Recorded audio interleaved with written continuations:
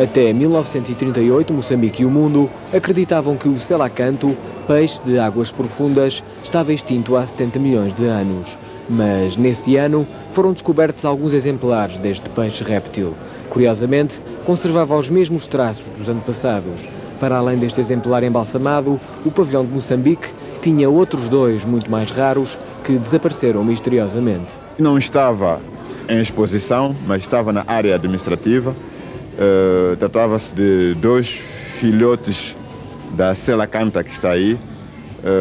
Para nós tem um valor incalculável, não vale nem escudos nem dólares. Eu calculo que no mundo o nosso Museu de História Natural seja o único que tenha filhotes do selacanto, quer dizer, em estado pequenino, em tamanho pequeno.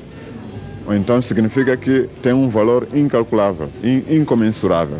A descoberta deste desvio foi feita depois de ter sido detectado e provado o furto de um conjunto de peças de artesanato que se encontravam à venda no pavilhão. No dia 23 de julho, quando confirmamos e encontramos a pessoa que tinha extraviado as poucas peças, a partir desse dia nós procedemos a uma grande revisão no armazém das peças de artesanato.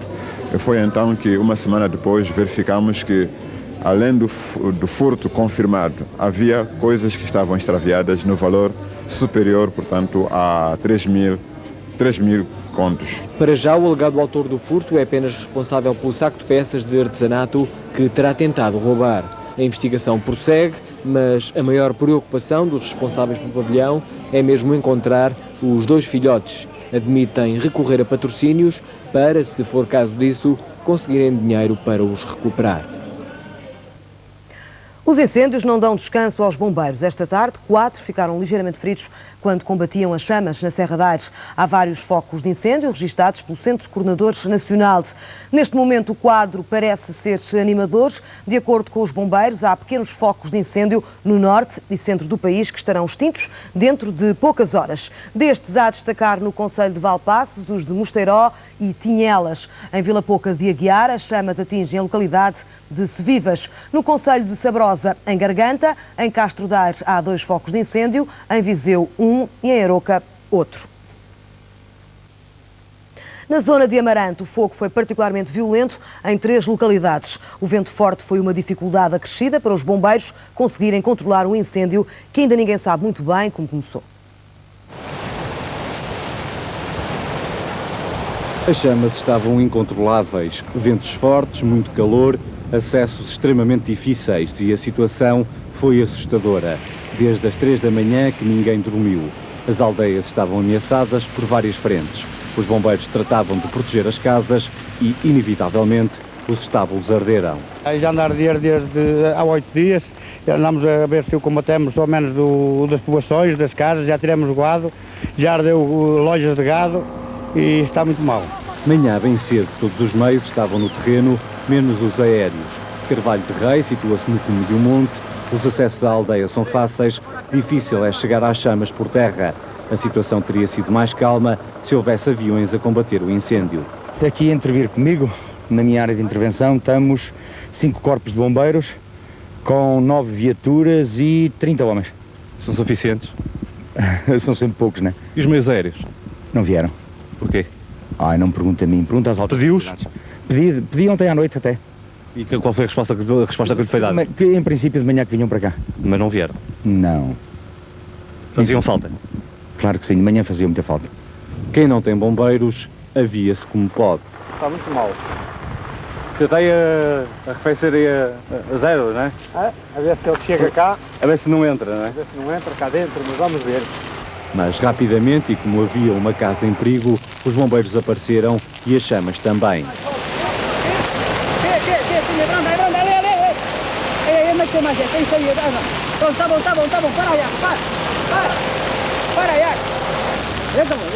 A situação, apesar de controlada, era difícil. Para bom grado destes homens todos que andam, parece-me que está sob controle. Mas há ali uma zona ali mais ao fundo que... Sim, mas se reparar bem, é uma área que por isso é uma frente de fogo, caminha para uma queimada, a outra caminha para uns campos de cultivo, que eu já enviei para lá 2 viaturas que vão controlá-la totalmente. O vento é que não está a ajudar nada. Se vissem de manhã fugiam, garanto-vos. Rajadas ciclónicas. A meio da tarde, o incêndio foi circunscrito, mas estava longe de chegar ao fim. Armando Vara admitiu hoje que grande parte dos incêndios tem origem criminosa. O secretário de Estado fala de um aumento de verbas no combate aos fogos, mas para já não adianta números. Só este ano já arderam cerca de 40 mil hectares de terra em todo o país. O Norte tem sido uma das zonas mais afetadas. Armando Vara não duvida que grande parte dos incêndios tem mão criminosa. A maior parte dos incêndios tem na sua origem um ato humano, que em certos casos é negligente, é um ato negligente, noutros é um ato criminoso puro. Essa é a convicção generalizada e é verdade que aqueles que aparecem durante a noite, como aconteceu esta noite, que a Norte do Douro eclodiram 110 incêndios entre a meia-noite e as 7 da manhã, têm objetivamente um ato humano na sua origem. No norte do país foram recentemente contabilizados 110 focos que reuniram cerca de 2.000 homens a combater as chamas. Faltam, no entanto, meios aéreos. É praticamente impossível ter meios para acudir a todas as situações e por isso é que é preciso estabelecer prioridades. Porque, nomeadamente em relação aos meios aéreos, se nós admitíssemos que tínhamos sempre que ter um helicóptero a combater um incêndio, isso queria dizer que nós tínhamos que ter, no mínimo, 305 helicópteros a fazer combate aos incêndios florestais, tantos quanto os concelhos do país. Apesar da estrutura de combate aos incêndios estar mais eficaz, é a opinião de Armando Vara que a nova política de vigilância está a dar frutos. Ele assenta não só na Guarda Republicana e na Polícia Judiciária, mas também em cerca de 200 brigadas motorizadas que percorrem 200 concelhos diariamente, também de noite, desde fim de junho e se manterão no terreno até final de setembro. O próximo passo é reordenar a floresta e continuar o trabalho de limpeza das matas com mais apoios do Estado. É a última guerra entre o PSD e o Governo. Os social-democratas acusam o Executivo de ter negociado mal a questão da transmissão televisiva dos jogos de futebol.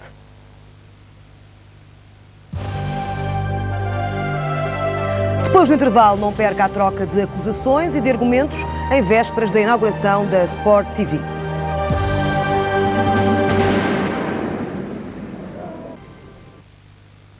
Segunda parte do último jornal, começa com a polémica do futebol na televisão. O presidente do PSD já tinha alertado que com o arranque do novo canal desportivo da TV por cabo, os imigrantes iam ficar sem futebol na televisão. Mas o Governo garante que a RTP Internacional vai transmitir mais futebol do que nunca, o que está, aliás, previsto na lei da televisão. Hoje o PSD voltou a acusar o Governo. Os imigrantes vão ter futebol, mas à custa dos bolsos dos contribuintes.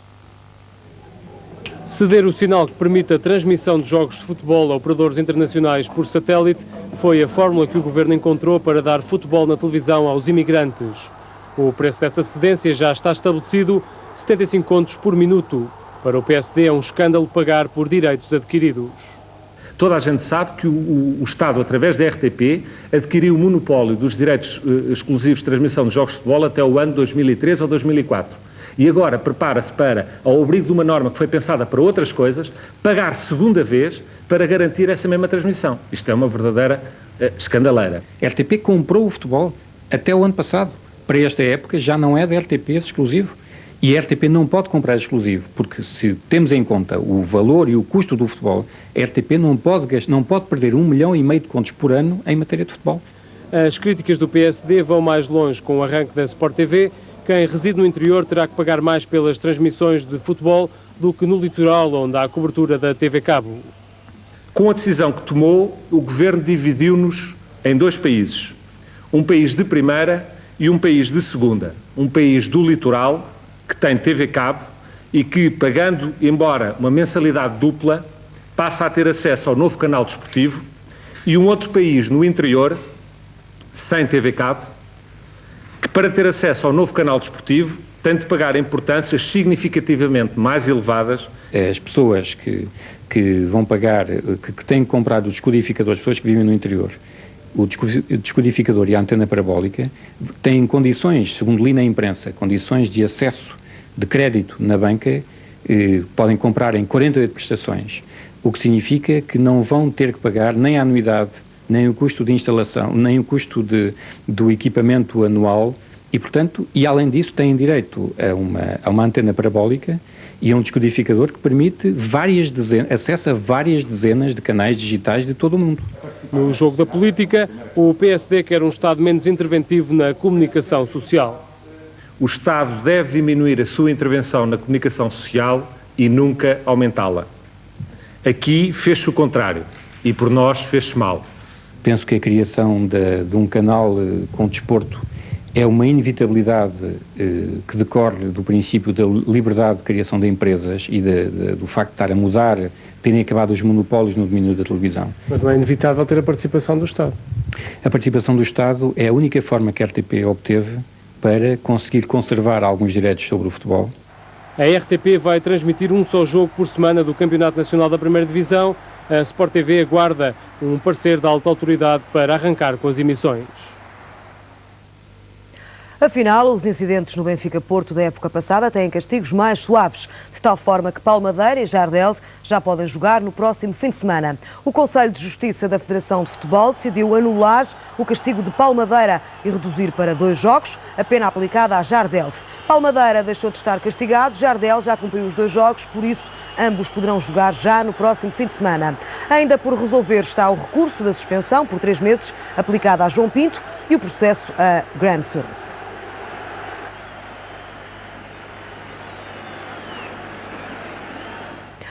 Foi curta a estadia de António Oliveira em Espanha. O treinador português explicou esta tarde aos jornalistas porque abandona o Betis de Sevilha, onde não chegou a cumprir um mês de contrato. António Oliveira diz que não admite intromissões do presidente do clube. Y solo lo he visto antes porque me parecía que debería, por consideración y por respeto a los jugadores, no abandonarlos antes del juego del torneo de Carranza. Porque el día que ha dado una lista, se ha cambiado mis propósitos y aquello que había hecho y combinado con el presidente en ese día, tenía ya destinado que me marcharía. Os argumentos de António Oliveira para abandonar o Betis de Sevilha. E antes de terminar, quero mostrar-lhe que 21 anos depois da morte de Elvis Presley há ainda autênticos fanáticos dispostos a tudo. O músico norte-americano resolveu fazer um tributo muito especial ao rei do rock and roll. Termina aqui o último jornal. O Paulo Nogueira chega ao 12h30 com o primeiro. Eu estou de volta, como sempre, amanhã, ao fim da noite. Boa noite. Até lá.